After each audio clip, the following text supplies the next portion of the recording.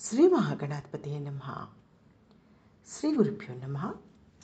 శ్రీమాత్రే నమః. తటిల్లత సమరుచిః షట్చక్రోపరి సంస్థిత మహాశక్తి కుండలిని బిసతంతు తనీయసి అనగా అర్థం ఏమిటి? ఐశ్వర్య యోగం శ్రీ లలితా మాతృనామాలకు గురువుల వ్యాఖ్యానం.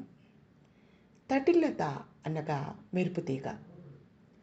అమ్మ మెరుపుతీగతో సమానమైన కాంతితో ప్రకాశిస్తుంది. కొన్ని కోట్ల సంవత్సరాలు తపస్సు చేసిన వారికి కూడా అమ్మవారి దర్శనం అంత తేలికగా లభించదు. కానీ తనను భక్తితో కొలిచే వారికి మాత్రం అమ్మ దర్శనం ఇస్తూనే ఉంటుంది. షట్చక్రములకు పైన బ్రహ్మరంధ్రానికి దిగువన అమ్మవారు నివసిస్తుంది. 6 చక్రాలకు పైన అమ్మవారు మహా తేజస్సుతో ఉంటుందని ఉపనిషత్తులు అంటున్నాయి.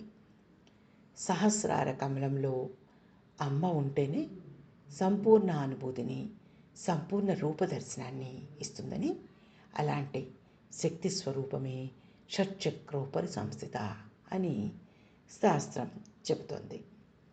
మహాశక్తి అనగా మంగళకరమైన పనులు చేయాలనే ఆసక్తిని మహాశక్తి అంటారు. ఈశ్వరుని, అమ్మవారిని శక్తి అని మంత్రశాస్త్రం పేర్కొంటుంది. శివశక్తుల కలయికను కూడా మహాశక్తి అని అంటారు. కుండలిని, అమ్మవారు కుండలిని అనే శక్తి రూపంలో మన శరీరంలో ఉంటుంది.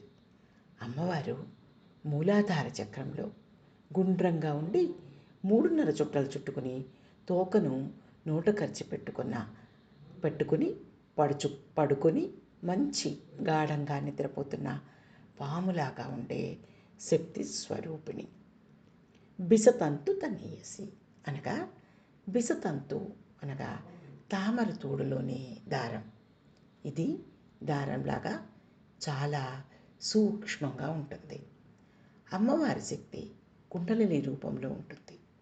ఒక దివ్య శక్తి తామర తూడులోని దారంలాగా అతి సూక్ష్మంగా ఉంటూ ముఖంతో తోకని ఖర్చుపెట్టుకుని బ్రహ్మ, విష్ణు, రుద్ర గ్రంథులను ఛేదించి సహస్రార కమలాన్ని చేరి శివునితో ఆనందిస్తుందని అర్థం. నమః శివాయ చ నమః శివాయ. బలం గురోర్ ప్రవర్ధత.